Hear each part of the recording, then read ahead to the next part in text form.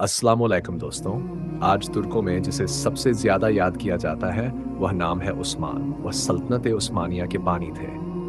उन्होंने बाइजेंटाइन सल्तनत को बड़ी-बड़ी शिकस्तें दी और एक महान सल्तनत सल्तनत उस्मानिया की स्थापना की। इस सल्तनत ने 3 महाद्वीपों पर कई 100 साल तक हुकूमत की और इस्लाम को फैलाया। इसी सल्तनत ने दुनिया को सुल्तान अहमद फ़ातेह और सुल्तान अब्दुल हमीद खान जैसे शासक दिए। क्या आप जानते हैं कि इस उस्मान के अलावा एक और उस्मान थे जिनका नाम था उस्मान नूरी पाशा? तुर्क आज भी उन्हें याद करते हैं और बहादुरी की मिसाल मानते हैं। ऐसा क्यों है? आज की वीडियो में हम इसी बारे में बात करेंगे। तो वीडियो को आगे बढ़ाने से पहले अगर आपने हमारे चैनल को सब्सक्राइब नहीं किया है तो कृपया हमारे चैनल को सब्सक्राइब कर लें। दोस्तों, उस्मान नूरी पाशा या गाजी उस्मान पाशा का ताल्लुक बस्ती अनातोलु के शहर से था, जो तुर्क खानदान यक्षागुलारी में पैदा हुए थे।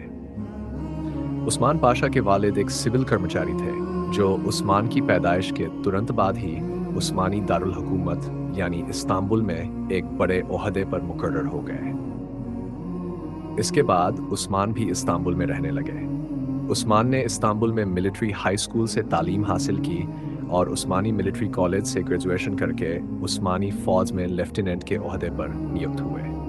यहीं से उनके फ़ौजी सफ़र की शुरुआत हुई। क्रीमिया और उस्मानिया की जंग में उस्मान पाशा ने क्रीमिया के खिलाफ बड़ी-बड़ी फ़तहें हासिल की। इस कामयाबी के बाद उन्हें फ़र्स्ट लेफ्टिनेंट के ओहदे पर तरक्की मिली, जो उनकी बहादुरी और बेहतरीन जंगी सलाहियों का नतीजा था। जंग के खत्म होने के बाद उन्हें जनरल स्टाफ के ओहदे पर तैनात किया गया और 1 साल बाद तरक्की देकर उन्हें कप्तान कैप्टन बना दिया गया। बतौर कप्तान उस्मान पाशा ने खिलाफत उस्मानिया की कई जंगों में हिस्सा लिया और दुश्मनों को बड़ी शिकस्त दी। उन्होंने उस्मानी फ़ौज को मजबूत किया और कई जंगी मोर्चों पर लड़ाई लड़ी। उनकी इन कामयाबियों की वजह से उन्हें तरक्की देकर मेजर जनरल बना दिया गया और पाशा के खिताब से नवाजा गया। इस तरह एक आम इंसान उस्मान अब उस्मान पाशा बन चुका था। पाशा बनने के बाद उन्हें इस्तांबुल में तैनात किया गया। जब रूमेलिया में हालात बिगड़ने लगे तो उस्मान पाशा को रूमेलिया में तीसरी फ़ौज का इंचार्ज बना दिया गया। रूमेलिया में उस्मान पाशा ने हालात को सुधारा, जिसके बाद उन्हें एक बार फिर इस्तांबुल बुला लिया गया। जब सल्तनत उस्मानिया में कमज़ोर सुल्तानों की हुकूमत थी, तब वज़ीरों ने अपनी ताकत और सत्ता काफ़ी बढ़ा ली थी।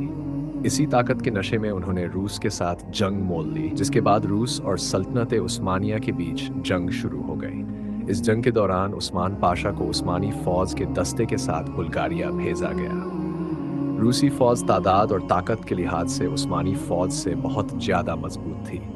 उन्होंने 3 अलग-अलग लश्कर बनाकर सल्तनत उस्मानिया पर अलग-अलग दिशाओं से हमला किया। इन हमलों के दौरान उस्मानी फ़ौज रूसी हमले को रोकने में नाकाम रही और रूसी फ़ौज बुल्गारिया में दाखिल हो गई। बुल्गारिया के शहर प्लेवना में उन्होंने हज़ारों की तादाद में फ़ौज, भारी तोपखाने और गोला बारूद के साथ प्रवेश किया। रूसी फ़ौज को रोकने के लिए गाज़ी उस्मान नूरी पाशा ने निकोपोल के किले पर तैनात होकर उनकी कोशिशों को नाकाम करने की रणनीति बनाई। उस्मान पाशा को पता था कि रूसी फ़ौज का अगला मंसूबा बाल्कन को कब्जा करना है। बाल्कन उस समय इस्तांबुल, जो कि सल्तनत उस्मानिया का दार उल हुकूमत था, तक पहुंचने की एकमात्र रुकावट था। उस्मान पाशा यह हरगिज नहीं होने देना चाहते थे।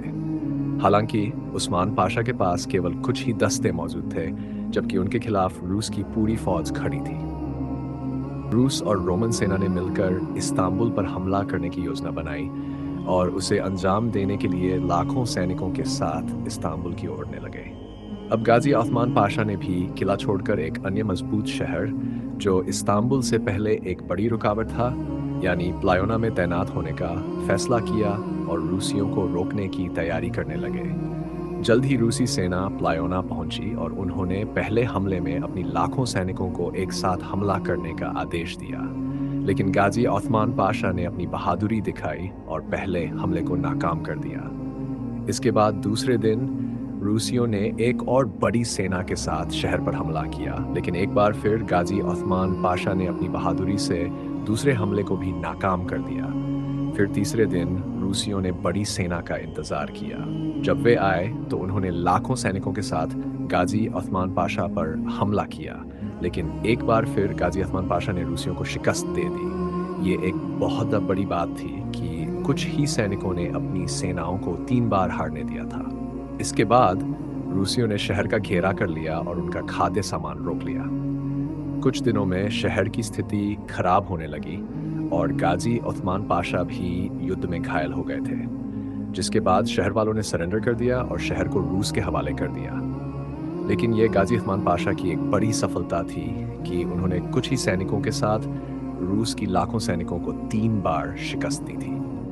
जब उस्मान पाशा सल्तनत उस्मानिया की दारुल हुकूमत यानी कि इस्तांबुल में पहुंचे, तो उनका स्वागत एक बहुत बड़ी फतह के तौर पर किया गया, जिसे उन्होंने कुछ सैनिकों के साथ लाखों के लश्कर को 3-3 बार शिकस्त दी थी। इसके बाद उस्मान पाशा को गाजी का खिताब दिया गया।